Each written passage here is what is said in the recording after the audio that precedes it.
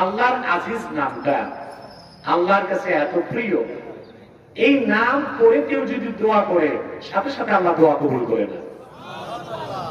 আমি আমার যুবক ভাইদেরকে আল্লাহর এই নামের আমলটা দিয়ে যাচ্ছি, আজিজ নামের। দেখা যায় বিদেশ যেতে পারছেন না, বয়স হয়ে গেছে, বিয়ে হয় না, ব্যবসায় বরকত নাই, চাকরিতে সফলতা নাই, আছে না সমস্যা? তখন আপনারা দেখি কবিরাজের কাছে দৌড়ান, আর কবিরাজ এই সুযোগে ভোং বাং দিয়া পয়সা কিছু গালায়।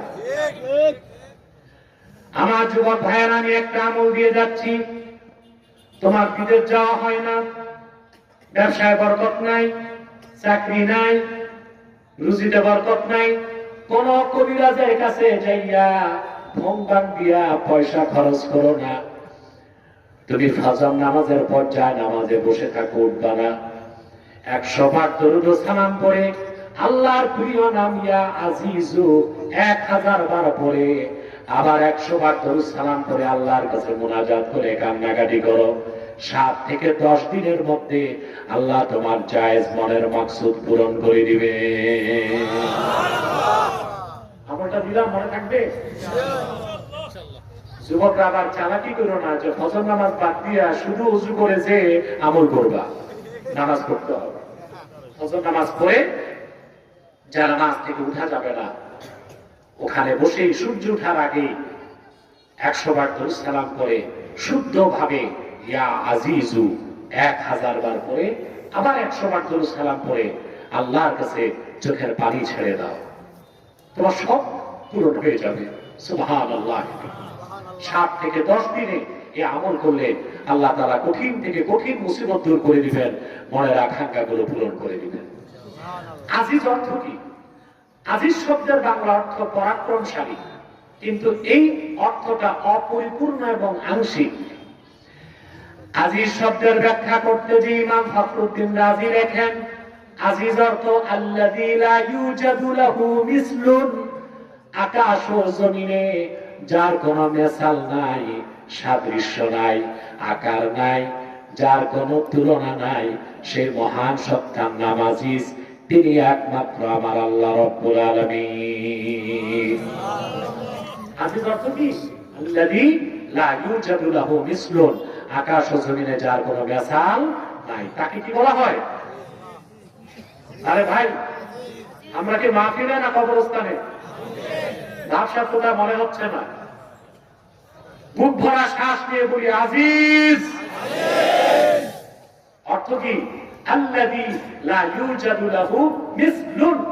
আজিজ মানে সেই মহান সত্তা যার কোনো উদাহরণ নাই, যার কোনো তুলনা নাই, যার কোনো মেসাল নাই। বলে সুবহানাল্লাহ। আল্লাহর এই নাম থেকে আহলুস সুন্নাহ ওয়াল জামাত একটা আকীদা প্রতিষ্ঠিত করছে। সেটা হচ্ছে আমাদের বিশ্বাস সকল আকারের স্রষ্টা আমার আল্লাহ নিরাকার। সকল আকারের স্রষ্টা আমার আল্লাহ নিরাকার। আমাদের মধ্যে আহলে হাদিস দাবিদার কিছু লামাযাবি ভাই আছে, এরা প্রচার করে যে আল্লাহ তাআলার আকার আছে, আমাদের মধ্যে হাত আছে। এই আকীদা একটা শিরকি আকীদা। আমাদের বিশ্বাস সকল আকারের স্রষ্টা আমার আল্লাহ নিরাকার। বলেন সুবহানাল্লাহ। মনে থাকবে? এটা আমার কথা নয়, আল্লামা ফখরুদ্দিন রাজি আজিজ শব্দের ব্যাখ্যায় লিখেন, ওয়াকাদ আজমাআল উলামা মিন উম্মতি মুহাম্মাদিন সাল্লাল্লাহু আলাইহি ওয়াসাল্লাম আন্নাল্লাহ আযজা ওয়া জাল্লা মুনাজ্জাহুম মিনাল জিসমে। উম্মতে মুহাম্মাদীর হকপন্থী সকল আলেম একমত, আমার আল্লাহ রাব্বুল আলামিন দেহ থেকে পবিত্র, সকল আকারের স্রষ্টা আমার আল্লাহ নিজে নিরাকার। জি, আল্লাহর হাত আছে, তবে আমাদের মতো হাত না। কি রকম হাত ওইটা আল্লাহই ভালো জানেন। সুবহানাল্লাহ। সব হাতের অর্থ কি 5 আঙ্গুলের হাত? কথা বলে না। মৌলভীবাজার সদরে 2 সন্ত্রাসী মামলা লাগছে। 2টা সন্ত্রাসী কি লাগছে? তো সন্ত্রাসীদের নাম কি হয়? নাম কি হয়? ওই মনে করেন জুতা পেন্টু আর হকি স্টিক বল্টু। একটা একটার মাথা ফাটাইছে। তো ওখানে কথা উঠছে এখানে আব্বাসির হাত আছে, তার মানে আমার হাত লম্বা হয়ে এমপি বাজার থেকে মৌলভীবাজার গেছে। এই হাতের অর্থ কি? আব্বাসির মেকানিজম আছে। কথা বলে সব হাতের অর্থ 5 আঙ্গুলের। আর আমার আল্লাহর হাত, তা তো চিন্তা করার জ্ঞান বুদ্ধি আমাদের নয়। আবু হানিফা বলেছেন, ফালাহু ওয়াজহুন লাইসা কা উজুহিনা ওয়া লাহু ইয়াদুন লাইসা কা আইদিনা ওয়া লাহু রিজলুন লাইসা কা আরজুলিনা লাইসা কা মিসলিহি শাই। আল্লাহর চেহারা আছে, আমাদের মতো চেহারা নয়। আল্লাহর হাত আছে, আমাদের মতো হাত নয়। আল্লাহর কদম আছে, আমাদের মতো কদম নয়। ফালাহু ইয়াদুন কামা ইয়ালিকু বিশানিহি। আল্লাহর ওই রকম হাত আছে যেরকম হাত থাকা দরকার আছে। সুবহানাল্লাহ। এরপর আল্লাহ বলেছেন হামিদ। হামিদ মানে মুস্তাহিকুল হামদে, অর্থাৎ যিনি প্রশংসার একচ্ছত্র অধিকারী বলেছে। সুবহানাল্লাহ। এরপর আল্লাহ নিজের জাতি নামটা নিয়েছেন, আল্লাহুল্লাযী লাহু মা ফিস সামাওয়াতি ওয়া মা ফিল আরদ। এই ইসলাম হচ্ছে মহান আল্লাহ যিনি আজিজ, যিনি হামিদ, ওনার পথ। আর আল্লাহ তাআলা তো তিনি আকাশ ও জমিনের মালিকানা যার, বলে সুবহানাল্লাহ। প্রচলিত রাজনীতিবিদ আর কোরআনী বিশ্বাসী রাজনীতিবিদের এখানে মৌলিক পার্থক্য। প্রচলিত রাজনীতি যারা করে তাদের বিশ্বাস জনগণ সার্বভৌমত্বের মালিক। আর কোরআন আমাদেরকে শিক্ষা দেয় না লাহু মা ফিস সামাওয়াতি ওয়া মা ফিল আরদ, আকাশ ও জমিনের সার্বভৌমত্বের একচ্ছত্র মালিকানা কার? মৌলিক পার্থক্য। যারা বলবে জনগণ সার্বভৌমত্বের মালিক, তাদের রাজনীতিটা হয়ে যাবে জাহান্নামে যাবার প্রধান কারণ। আর যারা বলবে আকাশ ও জমিনের আর সার্বভৌমত্বের মালিক আল্লাহ, কোরআন সুন্নাহ মোতাবেক তাদের রাজনীতিটা হয়ে যাবে ইবাদত। সার্বভৌমত্বের মালিক কে? আল্লাহ। আকাশ ও জমিনের মালিক কে? আল্লাহ। সার্বভৌমত্বের মালিক কে? আল্লাহ। এখন কথা হচ্ছে সংবিধান পরিবর্তন হবে, হচ্ছে না? আপনারা তো চান, কথা বলেন। ৭২ সংবিধানে এত জঙ্গল, এগুলো সাফ করলে সংবিধান থাকে না। এই জন্য নতুন সংবিধান তৈরির চেষ্টা চলছে। কিন্তু আমাদের প্রস্তাব হচ্ছে সংবিধান যদি আগের মতোই হয় তাতে তো লাভ নাই। সংবিধান রচিত হবে কোরআন ও সুন্নাহর আলোকে।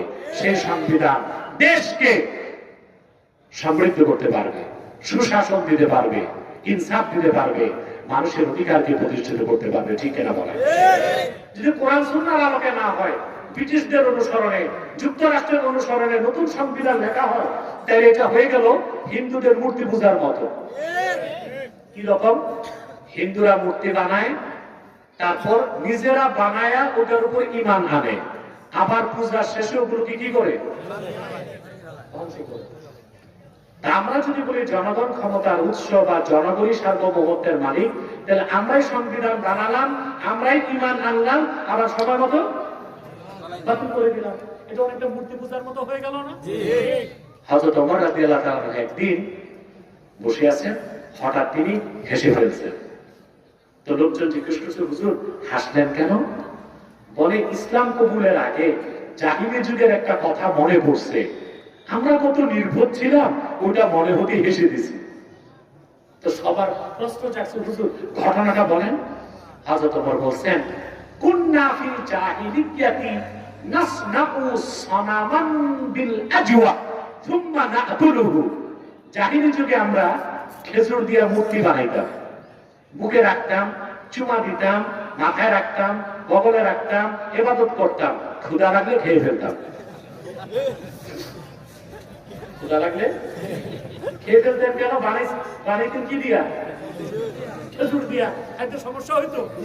আরে ভাই, হিন্দুরা তো খাইতে পারে না, বানায় মাটি দিয়া। যদি সুজি, ময়দা, আটা দিয়া বানায়, ফেলতে হয় না, এগুলোরে রুটি বানায় খাইতে পারে। কথা বলো। হযরত ওমর বলছেন, আমরা খেজুর দিয়ে মূর্তি বানাইতাম, ওটার ইবাদত করতাম, চুমা দিতাম, মাথায় রাখতাম, বুকে রাখতাম, বগলে রাখতাম, সেজদা করতাম, শ্রদ্ধা করতাম, ক্ষুধা লাগতো, খেয়ে ফেলতাম। আমরা এতটা নির্ভর ছিলাম ইসলাম কবুলের আগে, ওইটা মনে হইতে এসে দিছি। তা আমরাও তো ১,৫০০ বছর পরে তাই করছি। যারা বলি জনগণ সার্বভৌমত্বের মালিক, আমরাই আমাদের সংবিধান বানাই, এটার উপর ঈমান আনি, আবার সময় মতো আমরাই খেয়ে ফেলি। তাহলে লাহু মা ফিস সামাওয়াতি ওয়া মা ফিল আরদ, আকাশ ও জমিনের মালিকানা কার? সার্বভৌমত্বের মালিক কে? এই বিশ্বাস নিয়ে রাজনীতি করবেন, মুক্তি পেয়ে যাবেন। আর এর বাইরে যে রাজনীতি করবেন, ওই রাজনীতির কারণে আপনি কঠিন ভাবে ধরা খেয়ে যেতে পারেন। আজকের মতো এতটুকু 2 আয়াতের ব্যাখ্যা শুনলাম। সাদাকাল্লাহুল আযীম ওয়া সাদাকা রাসূলুহুন নবিয়ুল কারীম ওয়া নাহনু আলা যালিকা মিনাশ শাহিদিন ওয়াশ শাকিরিন ওয়াল হামদুলিল্লাহি রাব্বিল আলামিন।